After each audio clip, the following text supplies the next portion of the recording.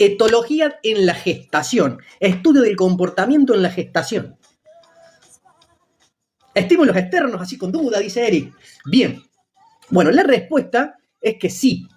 Sí se puede modificar la conducta desde que el feto, el futuro cachorro, está en el abdomen de la mamá. Y ahora mi pregunta es la siguiente. Yo, como médico veterinario, ¿qué debo indicarle al tutor, a la tutora, a la tenedora responsable, o a la dueña o al dueño, como se decía antiguamente, para modificar la conducta de ese cachorro a nuestro favor? ¿Saben alguna manera?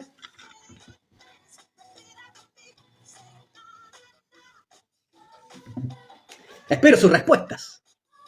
¿Cómo modifico? ¿Cómo le puedo indicar al dueño, la dueña, tutora responsable, música de ópera? Silvia, a ver qué grande.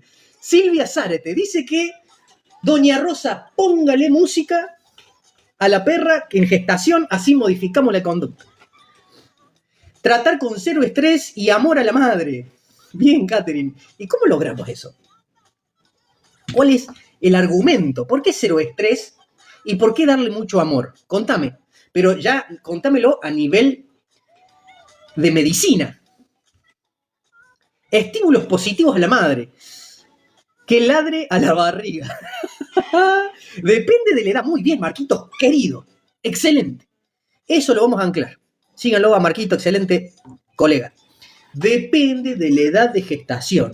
Ahora ya vamos afinando un poquito más. ¿Por qué depende de la edad de la gestación? Y acá viene un punto importantísimo.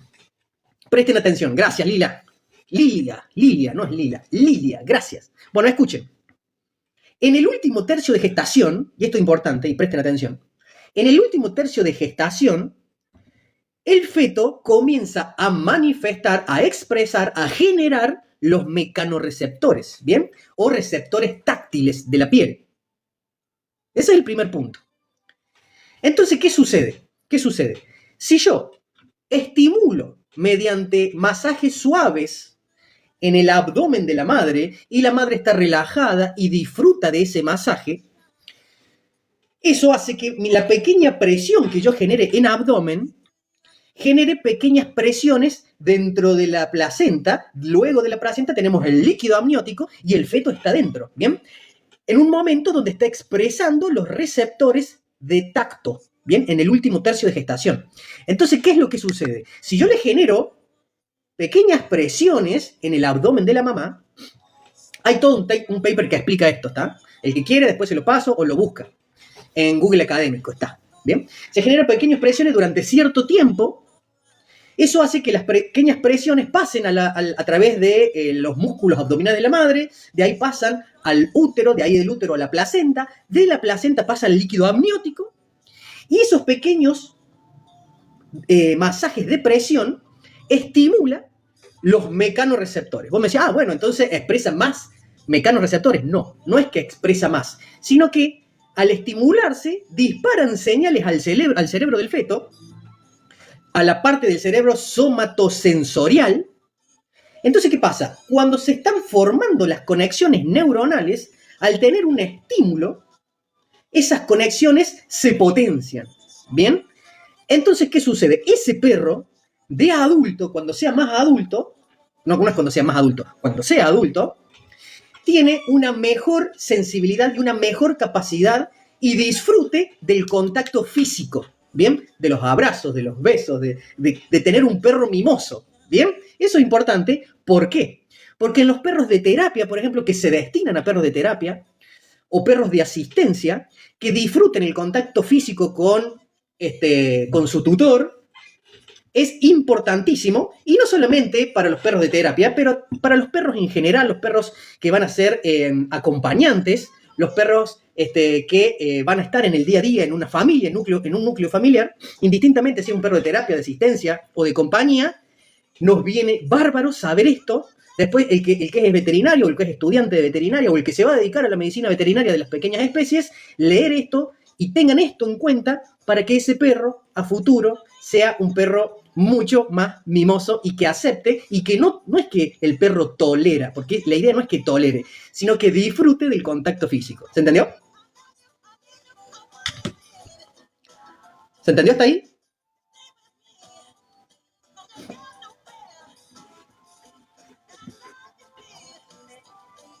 Bien, perfecto. Bueno, ahora, gracias Carla por estarme ahí acompañando. Carla Velázquez. Bel, muy bien, gracias. Nópoles le dio like, toquen la pantalla compañeros, tenemos 13,3K.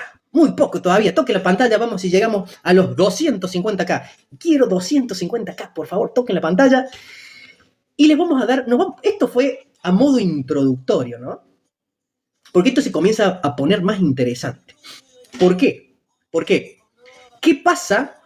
¿Qué es lo que sucede si nosotros vemos a una perra callejera o no necesariamente que esté en la calle, a una perra que está gestando y pasa hambre, pasa frío, compite por el espacio, compite por el lugar? ¿Qué sucede con esa madre en gestación? ¿Alguien sabe? ¿Qué sucede con esa mamá? Wilfredo dice, doctor, pero eso también depende de la raza. Puede influir, sí. Hay razas más temperamentales, sí, correcto. Pero vale para todas las razas. Se estresa, perfecto. Muy bien, si tenemos una mamá en gestación que compite por la comida, que no se puede nutrir bien, que pasa hambre, que pasa frío, compite con otros perros por el lugar, por el espacio, sí, se estresa. Bien. Entonces, ¿qué sucede? Aumenta el cortisol. Muy bien. Lo vamos a anclar. Muy bien. Aumenta el cortisol. El cortisol se libera a través de las glándulas adrenales, ¿bien? Por estimulación de la ACTH, la adenocórticotrofina, ¿va? Estimula, sube los niveles de cortisol. Bien. ¿Y qué sucede si aumentan los niveles de cortisol en una hembra en gestación? ¿Qué sucede? ¿Qué sucede? Estrés fetal. Muy bien. ¿Por qué? Aborto. Tiene que ser muy intenso. Tiene que ser muy intenso para generar un aborto. ¿Bien? Lo que sí está corroborado, que cuando el cortisol se mantiene en el tiempo durante la gestación en niveles elevados, tiene la capacidad de pasar la barrera placentaria hacia el feto. ¿Bien? ¿Y cuál es el problema? Cuando ese cortisol está aumentado en la mamá y pasa la barrera placentaria, ingresa en el organismo de ese feto que está en activa mitosis, está creciendo, se está desarrollando, está generando conexiones neuronales nuevas. ¿Y qué pasa? A nivel del hipocampo, que está en la base del cerebro, el cortisol afecta la estructura anatómica del cerebro del feto. Eso es importante que lo sepan. Entonces produce cambios estructurales en el cerebro del feto. Entonces este perro, a futuro, va a tener poca capacidad o disminuida su capacidad de gestionar emociones de alta intensidad de estrés. ¿Bien? Va a ser un perro mucho más reactivo. Que un perro reactivo es más fácil de que manifieste agresividad y le cueste procesar los estados emocionales intensos. ¿Bien? Totalmente. Muy bien, Rosa. Así es. ¿Se entendió? ¿Se entendió? En humanos también, sí, totalmente. Entonces, de una de esas, uno adopta un cachorrito y dice, no, doctor, todo depende, cómo crías al cachorrito es cómo va a ser. No, porque ya la conducta se viene moldeando desde la gestación. ¿La mamá pasó hambre? ¿La mamá pasó estrés? ¿Qué pasó con esa mamá durante 2 meses, que es el periodo de gestación? ¿Ese cachorro nació de una cesárea o nació de un parto? Cuéntenme, queridos compañeros, ¿qué diferencia hay en cuanto al comportamiento? Estamos hablando, si nace por cesárea o si nace de un parto natural. Cuéntenme. ¿Influye en el comportamiento? Vamos a hacer la pregunta. ¿Influye el comportamiento de adulto si un cachorro nace por cesárea o si nace por parto natural? Pablito, muchas gracias. Síganlo al doc acá. Pablo Bertolo, síganlo. Excelente colega. Bien, dice Rottweiler y Wilfredo, dice que sí cambia el comportamiento, sí se afecta el comportamiento si nace de un parto natural o si de una cesárea. Cuéntenme, ¿por qué dicen que sí? ¿Qué pasa? ¿Cuál es la diferencia? ¿Qué es lo que marca de por vida la psiquis de ese cachorro si todavía no tiene ni 24 horas de nacido? ¿Cuál es la diferencia? ¿Por qué puede afectar el comportamiento? Cuéntenme. Ahí está, a ver. Sí, porque a la hora de la cesárea no sufre tanto la madre como en el parto natural. No, no viene por ahí. No viene por ahí. Puede influir lo que vos me decís, no te digo que esté mal. Pero ¿cuál es la razón principal? Marco Chadir, la falta de estrés fetal. Muy bien, querido Marcos. Síganlo, un crack el Marco. Bien, fíjense lo que dice nuestro querido colega. Excelente, excelente. Recuerden cuál es la señal que desencadena el parto. ¿Cuál es la señal? La principal señal que desencadena el parto. La principal señal que desencadena el parto la genera el feto. Porque ante una falta de espacio, el estrés fetal, muy bien, Marco, muy bien, 637, el estrés fetal.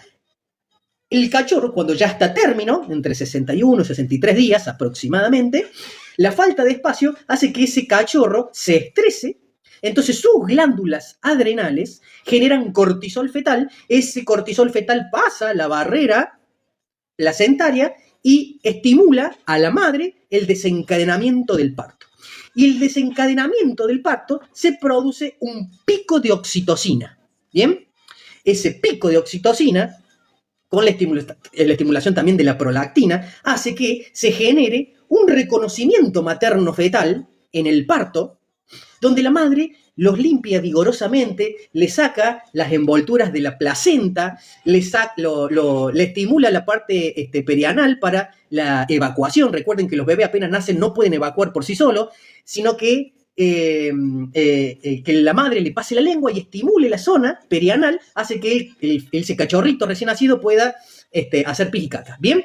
Pero entre todas esas cosas, el lamido vigoroso de la mamá, liberando las placentas, resto de placentas, con ese pico de oxitocina, se produce un reconocimiento, la mamá queda completamente enamorada de sus cachorros, donde hay un contacto físico extremo, estrecho, una lamida constante de la mamá sobre todos los cachorritos, y eso, en el cachorrito, estimula la expresión de ciertos genes. Ya no se habla más de la genética del perro, ese es un término antiguo, ya no se usa más, sino que se está hablando de la epigenética. ¿Qué es la epigenética? Que se expresen ciertos genes y se apaguen otros, dependiendo del ambiente donde este nuevo ser se está desarrollando. Entonces, ¿qué es lo que sucede? No, no es la impronta. Haceme acordar, Emma, haceme acordar que después hablemos de la impronta, ¿bien? Entonces, ¿qué sucede? En una cesárea, donde está planificada el día, la fecha, bien digo, y el horario, se sacan los cachorros en forma artificial y no se produce ese pico de oxitocina que se da en forma natural. Entonces, ¿qué sucede? Si no se produce ese pico de oxitocina, no, pero cuando es una cesárea, por ejemplo, bueno, ahí no queda otra. No queda otra. Yo estoy hablando de cómo se modifica el comportamiento, cómo se modifica de por vida la conducta del animal si nace por cesárea, si hay que hacer la cesárea, no queda otra, se hará la cesárea. Porque si es de urgencia, nos quedamos sin cachorro. Entonces, bueno, se somete a cesárea. Pero a lo que voy es que en una cesárea donde no hay pico de oxitocina, tarda la mamá en reconocer a ese feto, a ese cachorro, porque una vez que se despierta de la cesárea, se desayuna que tiene 3, 4, 5, 10, 8, 10 cachorros alrededor. Dice, ¿qué es esto? ¿De dónde salió esto? ¿Bien? Y aparte está todavía con restos de anestesia, el pico de oxitocina no lo tiene. Entonces, ¿qué pasa? Ese lamido vigoroso, el contacto de la mamá al lamer el líquido amniótico no dispara la señal de liberación de pico de oxitocina. Entonces, el reconocimiento maternal tarda, ¿bien? Y quizás no se da nunca de una manera en forma de pico como lo haría en un parto natural. Entonces, ¿qué sucede? La mamá tiene resto de anestesia que hasta que se despierta y empieza a volver a su estado de sensorio normal y no tenemos el pico de oxitocina, no hay un lamido vigoroso, no hay una acogida extrema de la madre hacia el cachorro. Entonces, ese cachorro no está bien estimulado por el lamido, por ende, esos genes que se deberían de expresar no lo hacen o lo hacen en forma parcial. Eso cambia de por vida la psiquis del cachorro. ¿Se entendió? Y encima ni hablar si le vuelve el choque con propofol. Claro. ¿Se entendió? Entonces, un perro que nació por cesárea tiene más tendencia, tiene más probabilidades a ser un perro que le cueste regular los estados emocionales, es un perro que puede tender a ser más reactivo, que puede tender a ser menos mimoso. No te estoy diciendo que siempre va a suceder, porque me va a levantar la mano uno y me va a decir, no, pero mi perro nació de cesárea y es un amor. Sí, sí. Estamos en ciencias biológicas, no en ciencias exactas. ¿A qué me refiero con todo esto? Que aumentan las probabilidades de los perros que nacen por cesárea que tengan más predisposición a tener problemas de conducta en relación a los perros que nacen por parto natural. ¿Se entendió? Exacto, Carla, exacto. Estamos hablando de probabilidades. Si fuese una ciencia exacta, siempre sería 2 más 2, 4. Pero en las ciencias biológicas, en medicina veterinaria, nunca 2 más 2 siempre es 4. ¿Bien? Mary Vargas no lo sabía. Valió la pena, Mary, que te quedes en el live. ¿Bien? ¿Sabían este dato o no sabían este dato?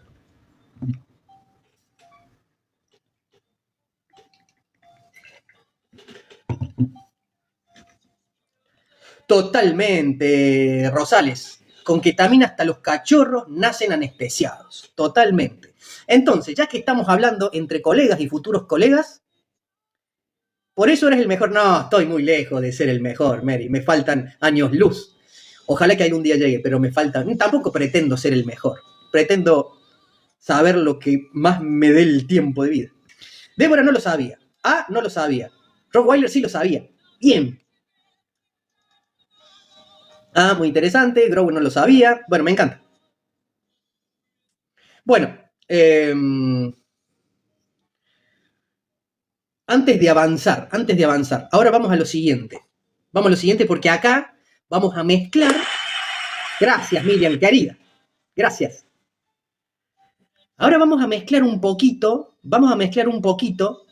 lo que es la nutrición con la gestación. ¿Bien? Y ahora viene una pregunta muy interesante, que posiblemente en los libros no lo van a encontrar. Por eso yo no me quiero poner a hablar de anatomofisiología, porque para eso van y lo leen de un libro, hablar de las capas, de los procesos, van y lo leen de un libro. La idea es hablar de puntos que normalmente en medicina veterinaria, en la carrera de medicina veterinaria no lo van a tocar. Es muy probable que no lo toquen nunca, a menos que nazca de ustedes la motivación de estudiar lo que vamos a hablar a continuación.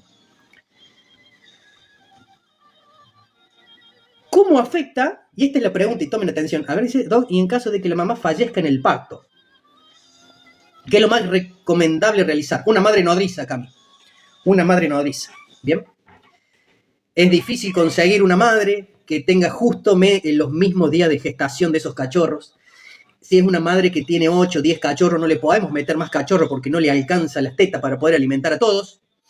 Entonces tiene que tener pocos cachorros. Es complicado, pero lo ideal, porque es muy lindo, la teoría es hermosa, pero llevarlo a la práctica es difícil. Pero lo ideal es una madre nodriza. Muy bien, el síndrome de apagamiento. Esta es la frutilla de la torta. Fíjense lo que dice Scott Mesa. Doc, el síndrome de apagamiento. ¿Hay algo más que se pueda hacer? Bien, escuchen esto porque yo voy a ir hacia esto, hacia esta definición ahora. Pero vamos a arrancar desde la nutrición. Y ahora mi pregunta es la siguiente. ¿Qué sucede si le doy a la mamá, perdón, no es a la mamá, a la futura mamá, a una perra gestante, un alimento económico donde hay un alto aporte de hidratos de carbono? ¿Eso es bueno o es malo. Y el que me diga que es bueno, ¿por qué? Y el que me diga que es malo, ¿por qué?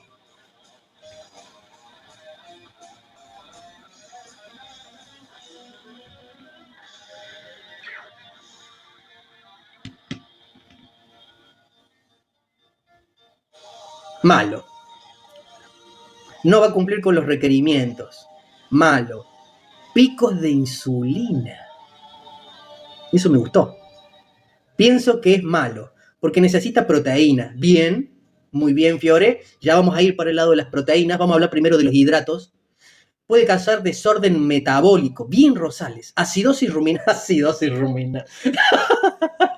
Bueno, sí, seguramente, pero sí. Pero, bueno, los perros tienen un solo estómago. Estómago de carnívoro, pero sí. Muy bien, Eric. Doc, mi perra lleva 15 días haberla montado el perro y le sale sangre oscura, ¿es normal? No, no es normal. Lo ideal es que le hagas una ecografía, querida Andrea. Hacer una ecografía para ver qué está pasando. Bueno, escuchen, porque esto es importante lo que vamos a hablar ahora, porque les aseguro que esto en los libros no lo van a encontrar. Escuchen, si yo le doy a una perra en gestación un alto aporte de hidratos de carbono, como son los alimentos de mediana y baja calidad, ya en live anteriores hemos hablado cómo sacar el aporte de hidratos de carbono. El alto porcentaje de hidrato de carbono siempre viene acompañada de gluten. ¿Bien? Entonces, ¿qué sucede? Si yo les doy un gran aporte de hidratos de carbono, la flora se modifica. Es una flora amilolítica principalmente y desplaza muchas veces a bacterias normales que están tapizando los intestinos de esa mamá. Entonces, ¿qué sucede? Esto, que haya un alto aporte de hidratos de carbono y que eso vaya acompañado de gluten, que es la proteína que tiene principalmente el TAC, no sé si lo han escuchado, trigo, avena, cebada, centeno. TAC, trigo, avena, cebada, centeno. Tienen un gran aporte en este tipo de proteína, en el gluten. Una de las proteínas de gluten es la gluteína. Entonces, ¿qué pasa? Aumenta la permeabilidad intestinal. El gran aporte sostenido en el tiempo de hidratos de carbono, como los alimentos económicos que tienen un 40, un 50% de hidratos de carbono, hay algunos que traen más todavía, aumenta la probabilidad de que ese intestino de esa mamá sea más permeable. ¿Bien? Estamos hablando en este momento de los hidratos de carbono. Después podemos pasar a las proteínas. Entonces, ¿qué sucede? Un intestino más permeable, ¿qué significa? Que la unión entre los enterocitos, que son las células de los intestinos, se abren, se dilatan. Están unidas mediante uniones estrechas, los enterocitos. Pero cuando hay inflamación intestinal, eso se inflama y se dilata. Cuando se dilata, tiene mayores probabilidades de que ingrese gluten, que es una proteína que le cuesta horrores al organismo desdoblar en aminoácidos. Es una proteína que es chiquita como para pasar entre las células intestinales, entre los enterocitos, pero es lo suficientemente grande como para generar quizás y a veces una respuesta inmunológica. Y no solamente eso, sino que también pasan toxinas, pasan bacterias, los llamados LPS, lipopolisacáridos, que son desechos de bacterias o parte de bacterias que pasan. ¿Y qué es lo que sucede con esto, queridos compañeros? ¿Qué sucede con esto? Estas bacterias que se filtran, antes se pensaba, antes se creía que el cachorro dentro de la placenta era un ambiente estéril. Pero la realidad es que no. ¿Bien? Cuando aumenta la permeabilidad intestinal por alimentos berretas que le damos a la mamá, muchas veces al aumentar la permeabilidad intestinal, se abre las microvellosidades entre enterocitos, ¿bien? Del ribete en cepillo, ¿recuerdan eso? Del ribete en cepillo. Entonces deja pasar bacterias. Muy bien, Eric. Y estas bacterias necesariamente no juegan a favor, porque entran al torrente sanguíneo y del torrente sanguíneo se nos meten en el feto, pasan la barrera placentaria. ¿Y cuál es el problema? Que ingresan al líquido amniótico y como el cachorro vive en una bolsa de agua, de líquido amniótico, empiezan a colonizar ya el tracto gastrointestinal de ese feto que todavía ni nació. Entonces, ¿qué sucede? Si se meten bacterias patógenas, si se meten bacterias que nos juegan en contra, en el caso de estos fetos, es más probable que al nacer manifieste síndrome de apagamiento fetal y se muera a los poquitos días de vida. Bien, no es que siempre va a suceder, porque también actúa el sistema inmunológico de la mamá.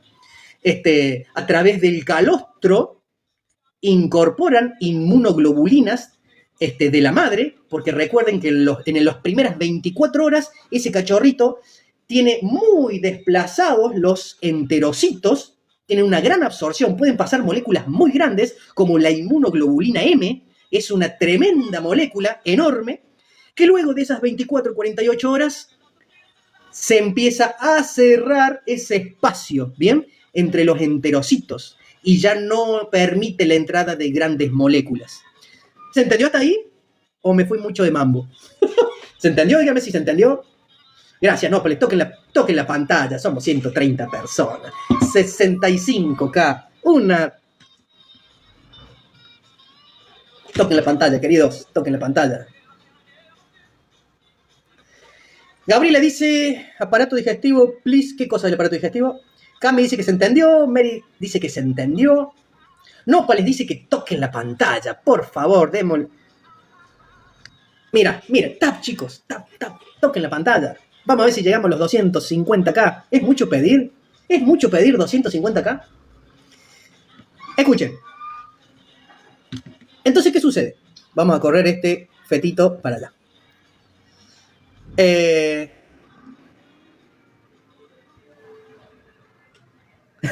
Unos crack apuntando el ángulo. Bien, sí, la clava el ángulo. ¿Se entendió? Muy bien. ¿A qué edad se pueden desparasitar los cachorros? Bien, a partir de los 15 días de vida se puede desparasitar. Bien. Mañana rinde aparato digestivo, respiratorio y urinario. ¡Pah! Tenés para hablar horas de cada uno. ¿Quién habla? Gabriela. Del aparato digestivo. Muy bien. Grover, ¿podría repetirlo? Es muy largo si tengo que repetir todo, pero toquen la pantalla, que si llegamos a los 250K, vamos a 74, depende de ustedes, si llegamos a los 250K, lo subo completo, para que ustedes lo puedan ver las veces que quieran. ¿Bien? ¿Por qué hay reabsorción de fetos? Bien, cuando es chiquitito, cuando el feto es muy pequeñito y ocurre algo, una medicación que no se le debería dar a la mamá, un virus, una bacteria que produce muerte fetal, se termina reabsorbiendo. ¿Bien?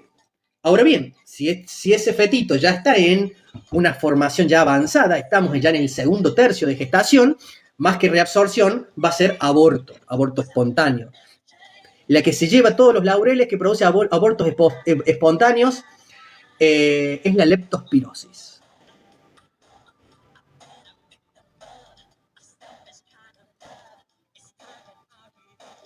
No entiendo por qué se llama síndrome de apagamiento, porque el cachorro nace aparentemente normal, pero al paso de las primeras 24, 48 horas, 72 horas, va perdiendo esa vigorosidad, esa energía, como que se va durmiendo, duerme mucho, mama poco, y entra en una hipoglucemia y se termina muriendo en los primeros días de vida. Síndrome de apagamiento neonatal.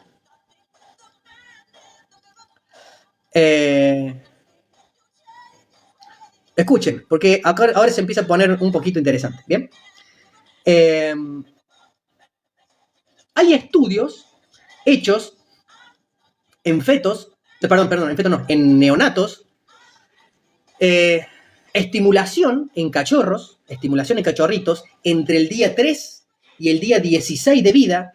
Hay estudios, de hecho, si quieren después se los paso, o lo buscan ustedes, donde se hace una estimulación sensorial al cachorrito pequeñito.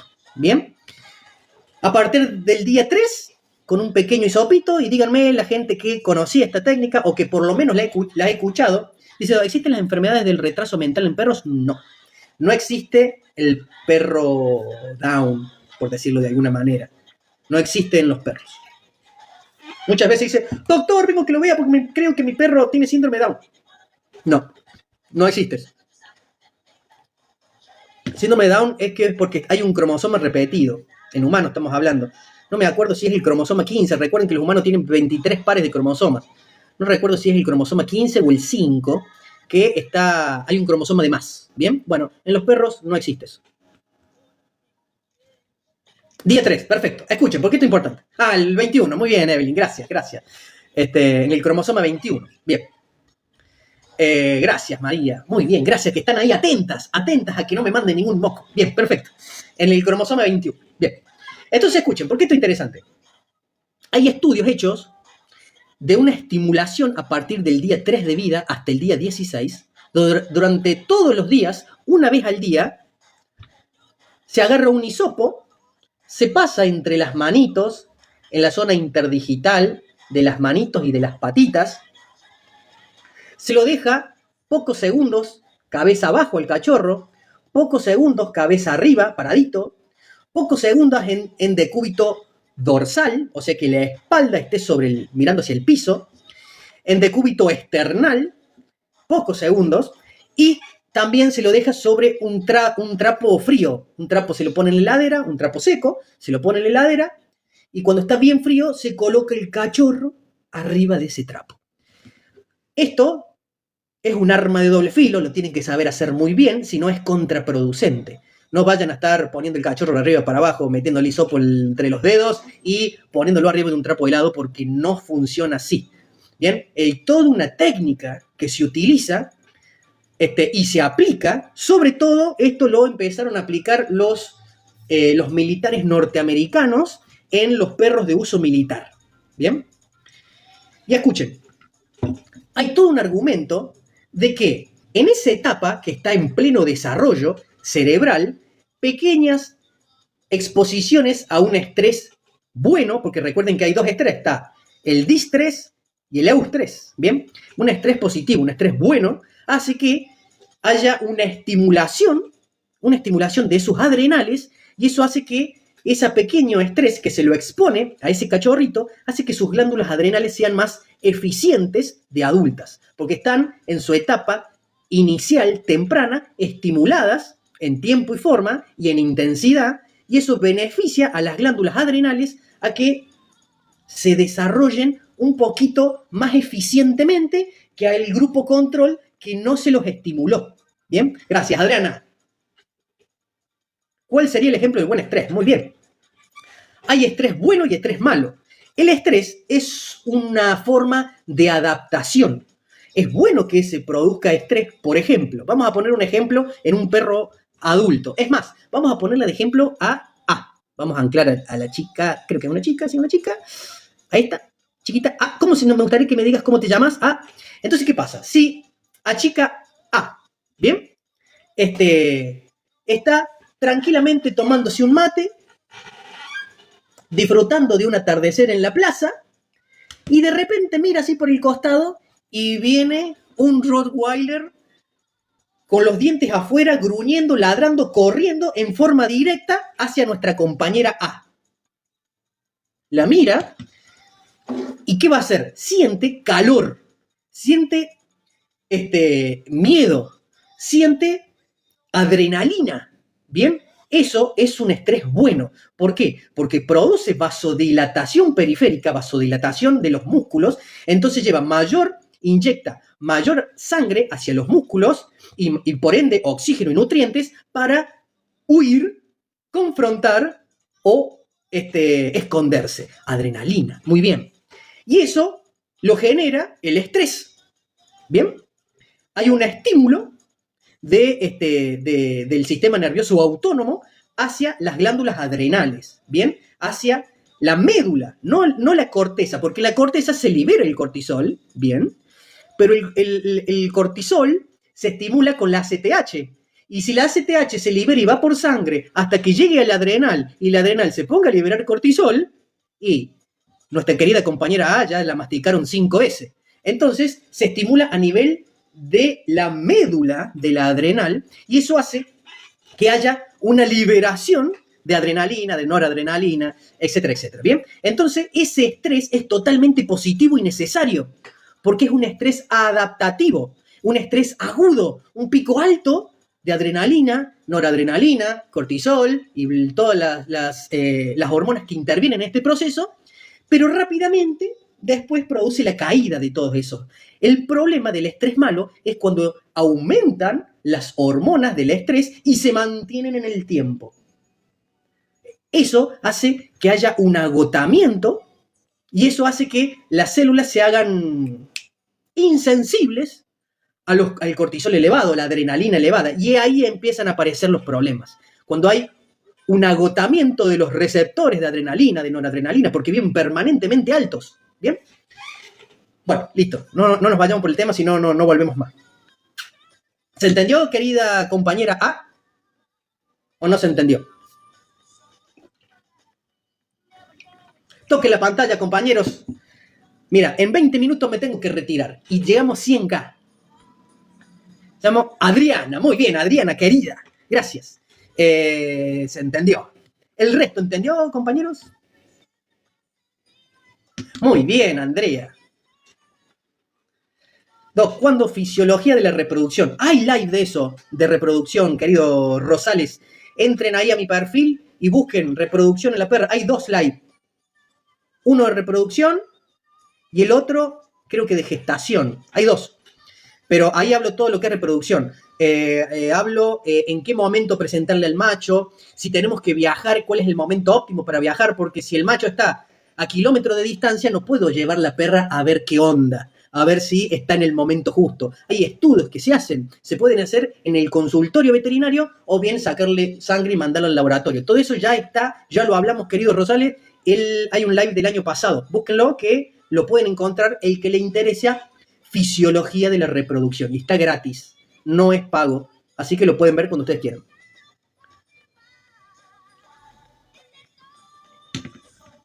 No tengo live de fluidoterapia, pero hay uno de emergentología, Adriana, que habla un poquito de fluidoterapia.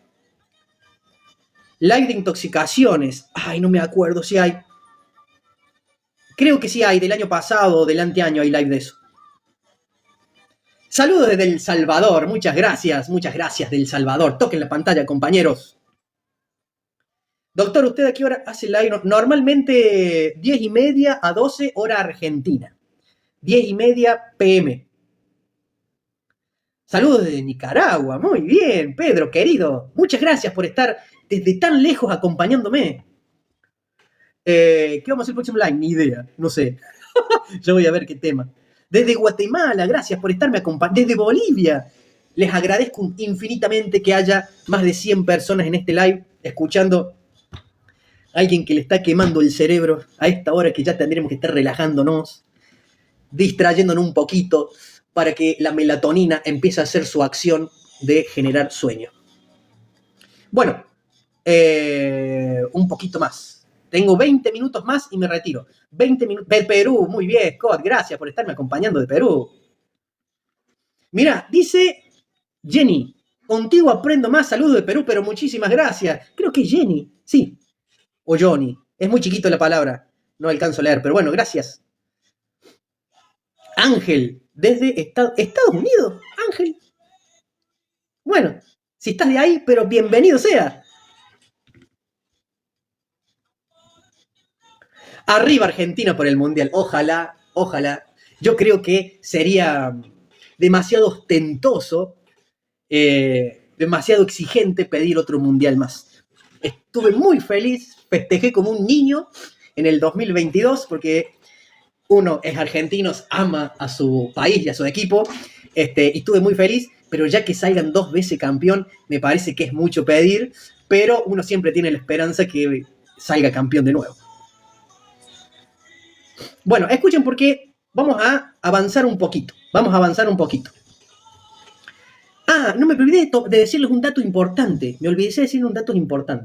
En estimulación de los primeros días de vida al cachorro, esas glándulas adrenales se desarrollan un poquito, tienen un poquito más de eficiencia, porque hay un tiempo de desarrollo. Si se acabó ese tiempo de desarrollo, bueno, Lola, chao. No hay posibilidad de volver el tiempo atrás. Entonces, si se estimula, logran un poquito de mayor desarrollo y son glándulas más eficientes que el grupo control. ¿Bien? También favorece que no se expresen ciertos tipos de tumores. ¿Bien? Eso está documentado que al estimular al cachorrito entre el día 3 y el 16, aumenta las probabilidades de que sea más eficiente en la eliminación de células tumorales. ¿Bien? No recuerdo específicamente qué tipo de tumor, pero para los que se van a dedicar a oncología, es un dato que les puede interesar. ¿Bien? Bueno, ahora mi pregunta es la siguiente para todos ustedes. Mi pregunta es la siguiente. Denme un minuto que el TikTok me pide una verificación. Perfecto. Ahora mi pregunta va para todos ustedes. Toquen la pantalla, compañeros. 120K. Ya falta poquito para llegar a los 250K. Escuchen. ¿A qué edad abren los ojos los cachorros? ¿A qué edad abren los ojos los cachorros? 15 días. Muy bien. Recuerden siempre que es aproximadamente, porque no es una ciencia exacta, pero sí, alrededor de los 15 días. Bien, los gatos son un poquito más precoces. Antes de los 15 días, normalmente ya los abren. Pero más o menos, y como para tener un punto de referencia, son 15 días. Perfecto. Entonces, ¿qué sucede? ¿Qué sucede? Se llama etapa de transición. Así lo pueden buscar si lo quieren investigar un poquito. Entre el día 15 y el día 21, el cachorro ya puede escuchar, ya puede comenzar a ver, obviamente que es un ojo todavía ineficiente, pero puede comenzar a ver. Ya sus sentidos comienzan a ser funcionales y hay un reconocimiento hacia la mamá. ¿Bien? Recién ahí una compañera o colega, no sé, que recién habló, no sé si ya se fue, capaz que ya se aburrió del live, pero dijo imprinting. ¿Conocen la palabra? ¿Han escuchado alguna vez la palabra imprinting o impronta? ¿Han escuchado eso? Gracias, ahí, muchas gracias porque no te hayas ido. Muy bien, Emma. Recién acá, Emma, vamos a anclar. Nuestra querida compañera que se comió todo el live, dijo imprinting en un momento, o impronta, no me acuerdo, imprinting o impronta, que es lo mismo. Bien, escuchen. Nunca escucharon imprinting, pónganme por favor. ¿Saben o no saben lo que es el imprinting o impronta? Esto es importante. Porque si se van a dedicar a clínica y pequeño, esto lo tienen que saber. Si no saben esto, es más fácil de que tengamos perros a futuro con grandes problemas. Nópoles me dice que no. Alexis, gracias por esa rosa. Para todos los compañeros y compañeras, colegas y futuros colegas que me manden rosas, les agradezco sinceramente de corazón. Eso es un mimo. Así que muchas gracias, muchas gracias. No sabe. Sofi dice que sí. Carpe dice que sí. Selena dice que sí. Lo he escuchado, pero no lo sé. Muy bien, Cami. Grover dice que no. En aves es lo mismo, ¿cierto? Hay tintes. Pedro dice que no. Yo lo escuché en Crepúsculo. Yo igual no desconozco. Bien. La capacidad de reconocer a la madre. La impronta materna es súper importante. Muy bien, Rottweiler. ¿Quién? No sé quién es Rottweiler. Pero vamos a anclar eso porque es fundamental. Lo que dice ahí nuestro querido compañero Rottweiler Castle Martinelli. La impronta materna es súper importante. Sáquenle foto, captura, anótenlo, lo que dijo nuestro querido compañero. Súper importante. No dijo que la impronta materna es importante. Dijo que es súper importante. Y estoy totalmente de acuerdo con lo que dice nuestro querido compañero. ¿Por qué? Porque en la etapa de transición, que es la etapa donde comienzan a ser funcionales todos los sentidos de ese cachorro, la imagen, la primera imagen que ve, que siente, que escucha, es la de su perra, mamá perro. ¿Bien? Eso es súper importante, porque genera un impacto y se empieza a identificar con la imagen materna. La imagen materna perro. El problema es cuando esa etapa de transición no tiene la mamá, ya sea porque se le murió, por el rótulo que ustedes quieran ponerle, si en esa etapa de transición, que es la imprinting o impronta, está en contacto con otro ser vivo que no sea su mamá, que no sea ni siquiera una nodriza, una perra nodriza, sino que sea, por ejemplo, como sucede en muchos casos, una sustituta humana, el perro se comienza a identificar con el humano. Y ahí hay una impronta equivocada. Y desde el punto de vista evolutivo es un perro, un futuro perro que va a ser inservible para dejar descendencia. ¿Bien? Entonces es muy importante que el imprinting o impronta que se da en la etapa de transición esté con su mamá. Porque marca de por vida la psiquis del perro. Un perro que está mal improntado es un perro que se identifica a futuro con una especie a la cual no pertenece. Entonces, si se identifica, por ejemplo, con un humano, porque le pasó algo a la mamá, o vaya, pónganle el rótulo que ustedes quieran, no, lo tengo de chiquito, doctor, porque se le murió la mamá a los 2 o 3 días. El quilombo que se le viene a futuro, desde el punto de vista de comportamiento. ¿Bien? ¿Por qué? Porque se identifica con una especie a la cual no le corresponde, entonces es un perro que no busca reproducirse a futuro, no busca interactuar con otros perros, tiene graves problemas de sociabilización, ¿bien? Que no lo vas a ver ahí cuando es chiquitito, lo vas a ver a futuro, lo vas a ver más grande. Entonces ese perro, va a tener ese problema, entre otros, no me quiero meter tanto, si no, no termino más. ¿Se entendió? Escuchen ese tema. Es muy bueno. Escuchen.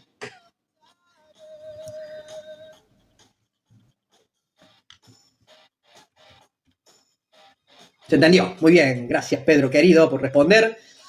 Correcto. Bueno, esto lo comenzó a estudiar. ¿Quién lo comenzó a estudiar? El imprinting o impronta. A ver, cuéntenme, compañeros. ¿Quién empezó a estudiar o descubrió la impronta o imprinting?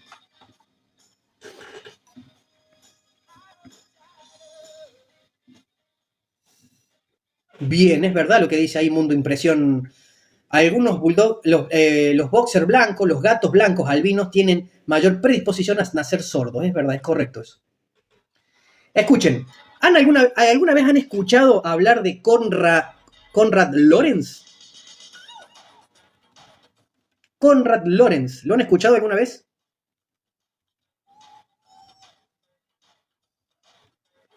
¿No han escuchado nunca? Mira, 150K, ya llegamos, compañeros, toquen la pantalla. ¿Era tu tío? Sí, muy bien, de etología, totalmente. Se considera el padre de la etología, Konrad Lorenz, así lo pueden buscar.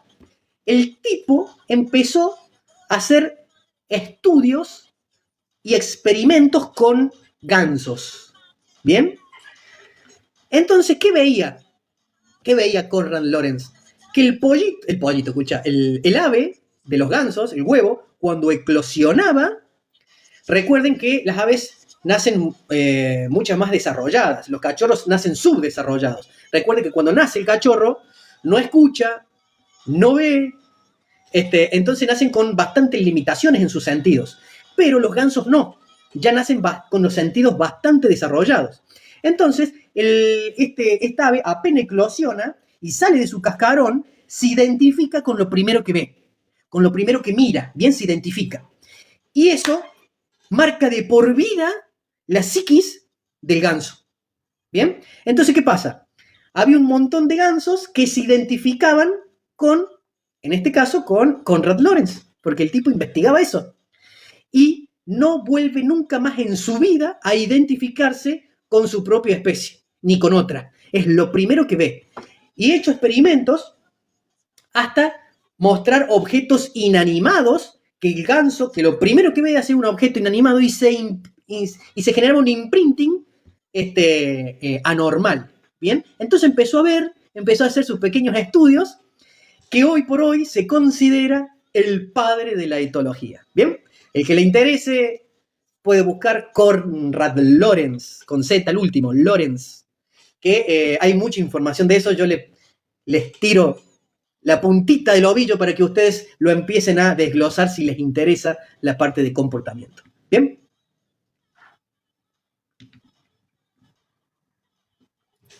Dice, ¿qué pasa con los patos que siguen a las primeras personas que ven cuando nacen? Bien, eso es lo que se produce una anormal, ¿bien? Una impronta hacia, en este caso, personas, ¿bien? El problema es que nunca más ese animalito se identifica con su especie. Entonces, desde el punto de vista evolutivo, queda totalmente fuera, porque nunca más va a poder dejar descendencia. No se identifica y no se va a querer reproducir con un organismo de su misma especie.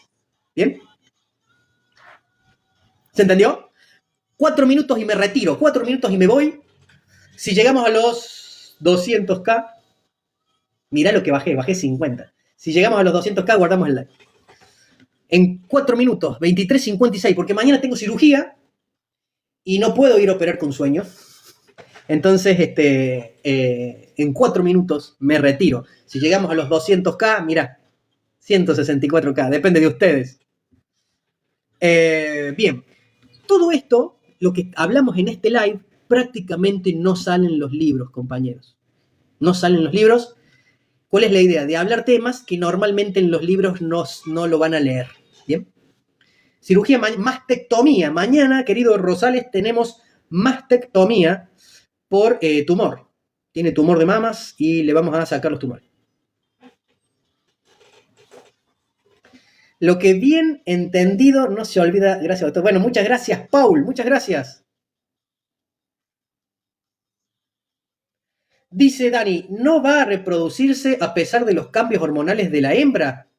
Claro, va a tener necesidad de contacto sexual luego de la adolescencia, normalmente en los perros y gatos entre los 6 y los 8 meses, pero no va a querer reproducirse con un ser de su misma especie. Y ahí es donde aparecen los problemas, porque el perro se va a querer, o la perra se va a querer reproducir, normalmente lo que sucede con un humano.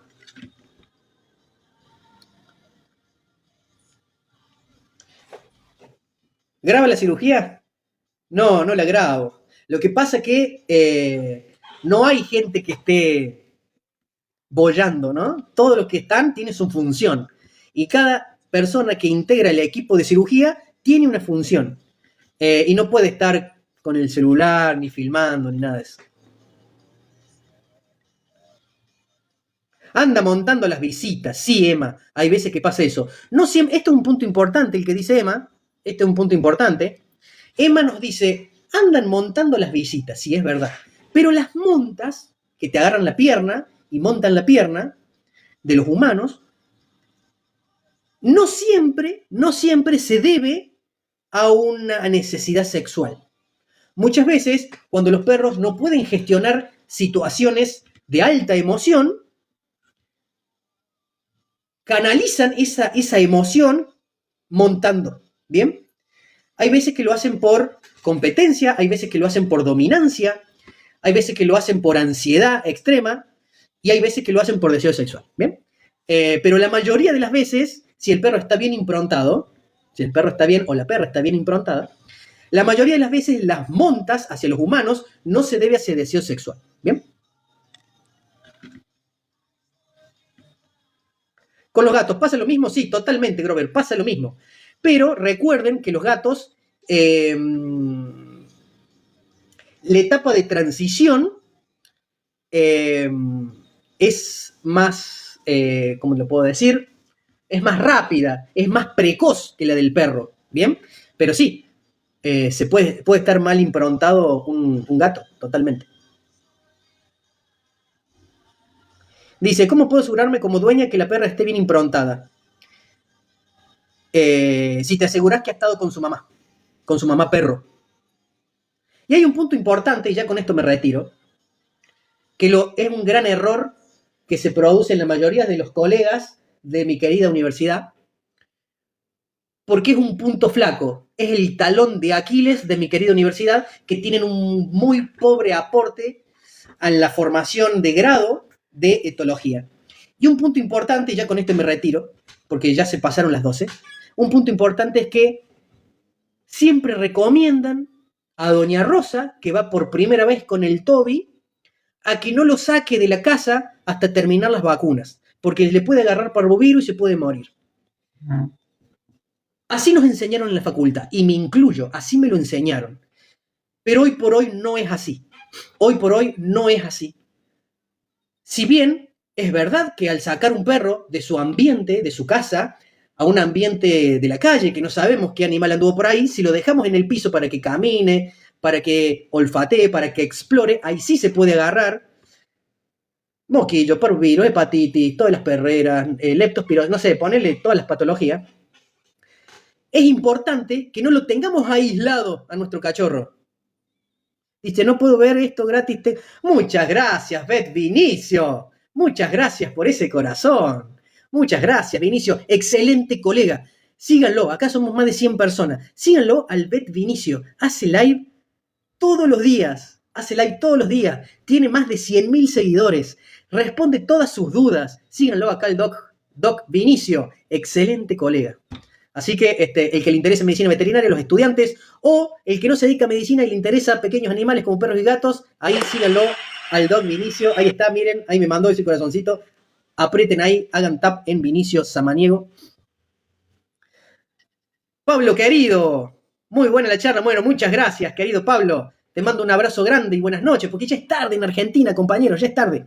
Bueno, digo esto y me retiro. Escuchen, si ustedes indican a doña Rosa que mantenga el perro aislado dentro de su casa hasta terminar las vacunas, es verdad, es muy poco probable que ese cachorro se agarre una enfermedad infecciosa. Pero hay grandes chances, altas chances, de que tenga problemas de comportamiento el resto de su vida. Eso es importante, compañeros. Porque el periodo de sociabilización temprana, el periodo de estimulación temprana, no se lleva a cabo en forma natural. El perro crece entre 4 paredes en un ambiente hipoestimulante. No hay viento, no hay ruidos extremos, no hay otros perros, no hay otras personas. Entonces, ¿qué pasa? Cuando madura el centro del miedo y la agresividad, el sistema límbico del cerebro, aproximadamente a los 4 o 5 meses ya está funcional, y que es cuando se termina prácticamente el plan de vacunación, y yo lo saco a la calle, es un perro que ya manifiesta miedos. Le tiene miedo al viento, le tiene miedo a la gente, le tiene miedo a otros perros, le tiene miedo a la vida. Síndrome de privación sensorial. Destruyen mentalmente a ese perro. Lo destruyen. Después con adiestramiento, con educación, con mucha paciencia, con medicación, puede mejorar. Y esto tómenlo presente. Puede mejorar, pero nunca más va a poder ser un perro sociable, un perro que disfrute los paseos, un perro que ame estar en un ambiente estimulante, un ambiente dinámico, como es una plaza, un parque, el centro de la ciudad y todo eso. ¿Bien? ¿Se entendió? ¿Se entendió?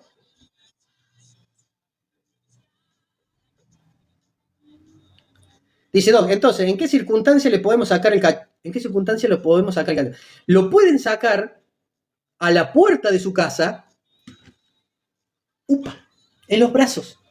Sáquenlo una vez al día, 5 minutitos.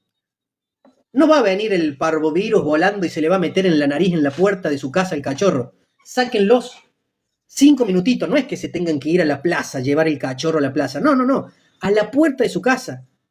Que vea los árboles que se mueven por el viento, que escuchen bocina, que vea gente en bicicleta, que vea autos, camiones, motos, bicis, gente paseando su bebé en un changuito, gente con bastón, gente con casco, que vea a otros perros, escuche a otros perros. No es el momento porque haya un contacto social directo y bajarlo al piso, porque ahí sí se nos puede enfermar y ahí sí hay grandes probabilidades de que se agarre parvo, moquillo, hepatitis y bla, bla, bla, bla, una infecciosa.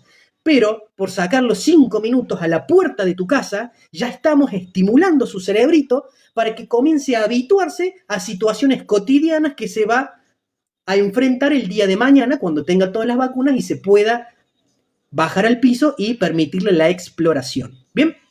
¿Se entendió?